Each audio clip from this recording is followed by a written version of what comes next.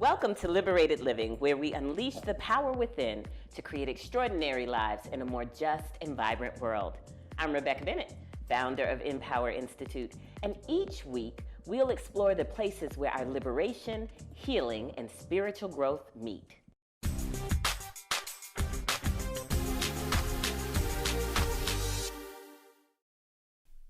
Hello, Liberated Living family. It's Rebeccah Bennett once again, and I am happy to be with you all today.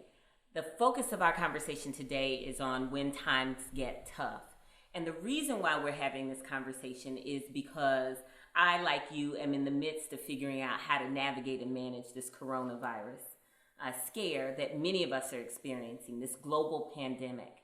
And a lot of us are really worried about how is it that we make it through this thing, not just physically, but how is it that we make it through this thing emotionally, right? What is it that we can call upon? What is it that can anchor and ground us so that as we move through the turbulence of these days, we feel connected to something that is bigger and vaster and deeper than ourselves?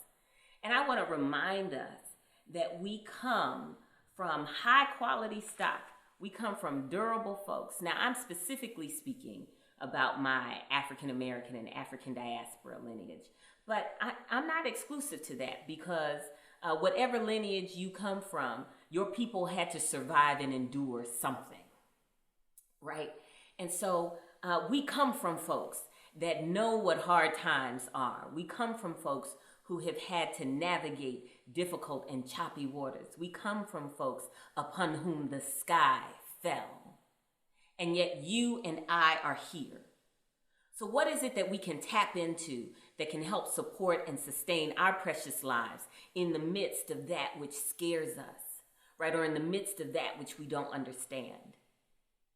Well, before I answer that, I want to turn to nature as one of the greatest teachers that we have ever had and will ever have. Last year, I found myself at the Chicago Botanic Gardens. And while I was there, I took a tour with my family. And the tour guide had us go by all these beautiful and manicured gardens, yes. But she also took us to this wide open prairie. And she told us that part of what the gardens were doing were trying to preserve prairie because most of Illinois' native prairie land had been destroyed by development. Stay with me a little bit longer for those of you who are not naturalists. I promise I'm going to get to a wonderful story. So she said that what they were trying to do was keep the prairie. And what they did as a part of keeping the prairie healthy was that every few years they would burn the prairie down, right? And what would happen is that the prairie would come back and it would be even healthier. And it would help to ensure the survival and the well-being of the prairie over time. Well, I asked her a simple question. I said, well, tell me this. How long does it take for the prairie to grow back after you've burned it? And she said something that I'll never forget. She said, 3 weeks. I said, what? She said, 3 weeks. I said, in 3 weeks, the prairie comes back fully restored? She said, oh yes, fully restored. And then I asked her the only next question I could think of to ask, which is, well, how does that work? Why? Why is the prairie able to come back so fully, so quickly? And she said, because the prairie has a deep root system. A deep root system. And that deep root system is connected and it is creating.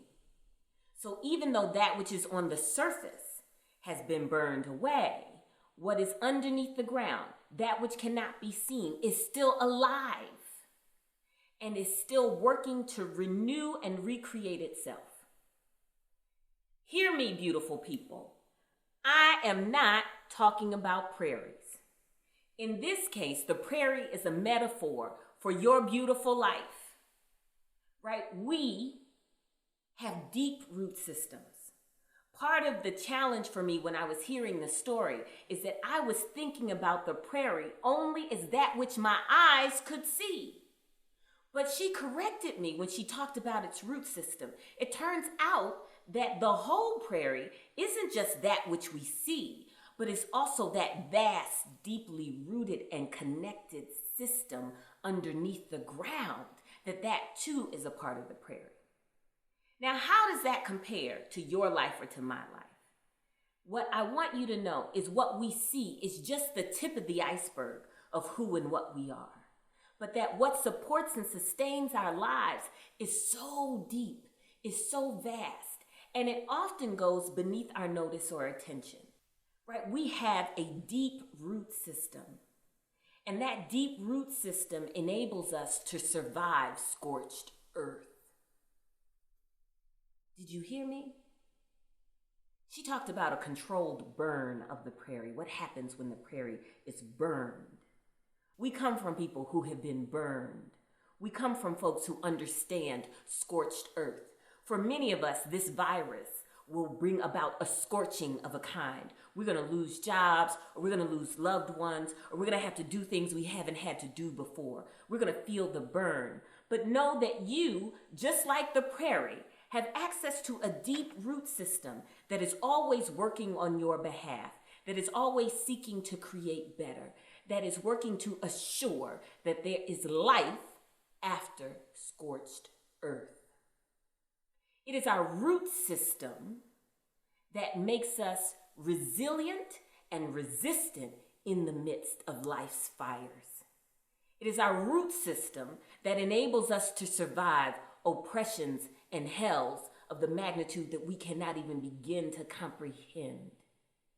It is our root system that ensures that we not only endure, but that we also grow through, not just go through. Our root system is creative and our root system is connected. So in the midst of this particular turbulence, let us connect to that deep root system that supports and sustains each and every one of our lives.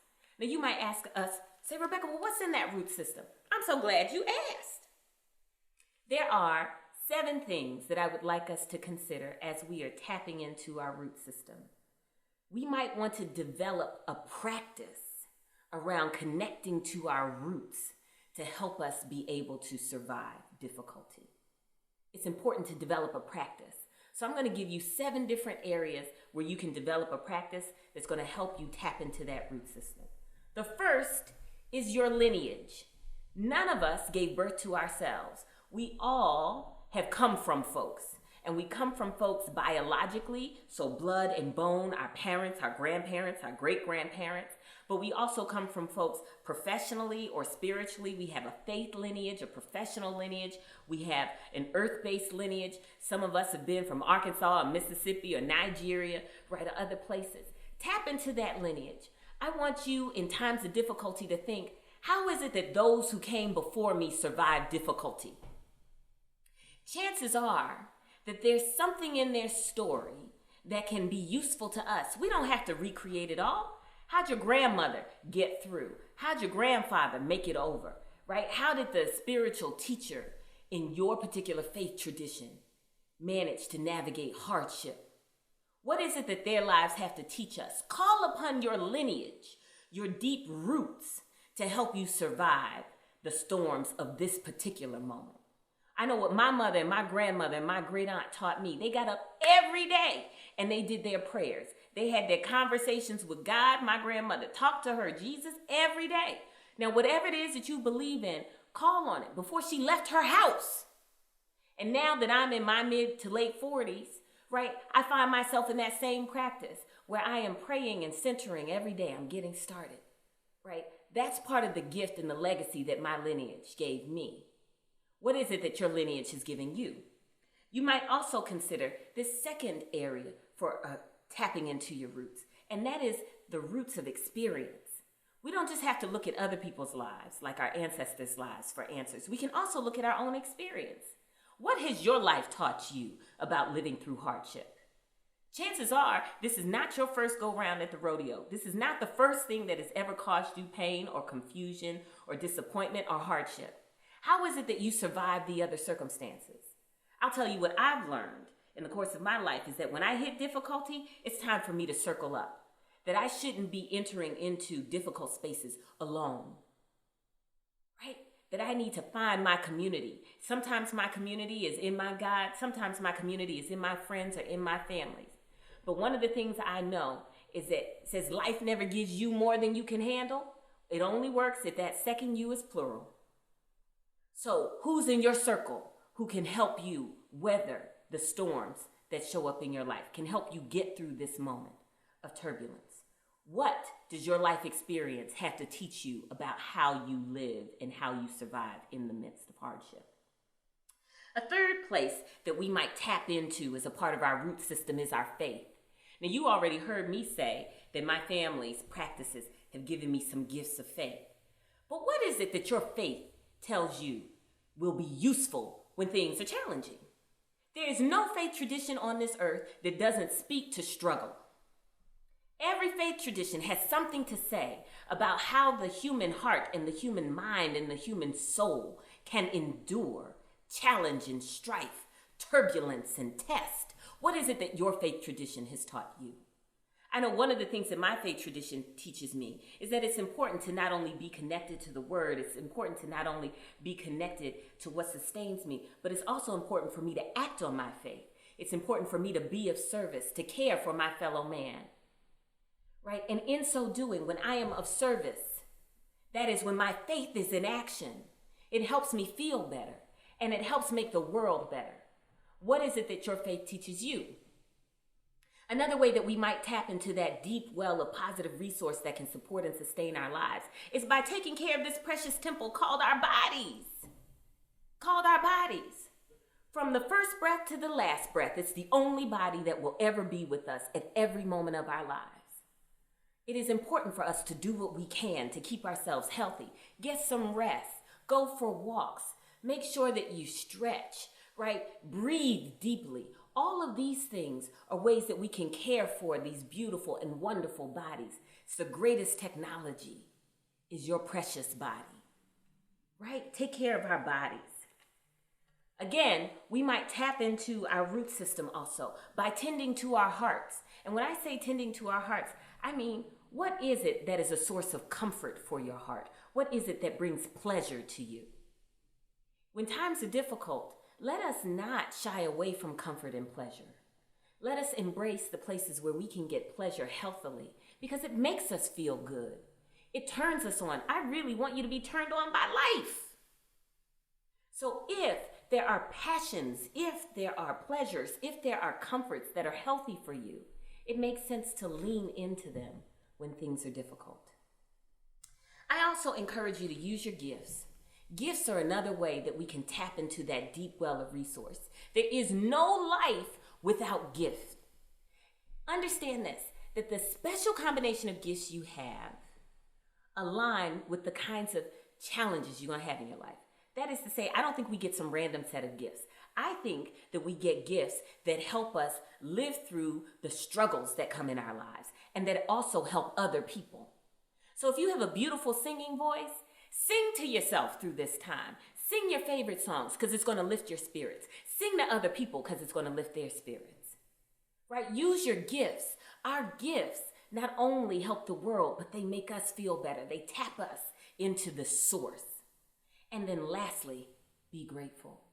It is the deepest root we can find is gratitude. Appreciate the gift that this precious life is. With all of its hardships, all of its struggles, all of its pains, all of its uncertainties, all of its change. It is a gift. Be grateful for this beautiful life. Be grateful for this moment. You are here. You are here. And you are wanted. Until next time, blessings upon you.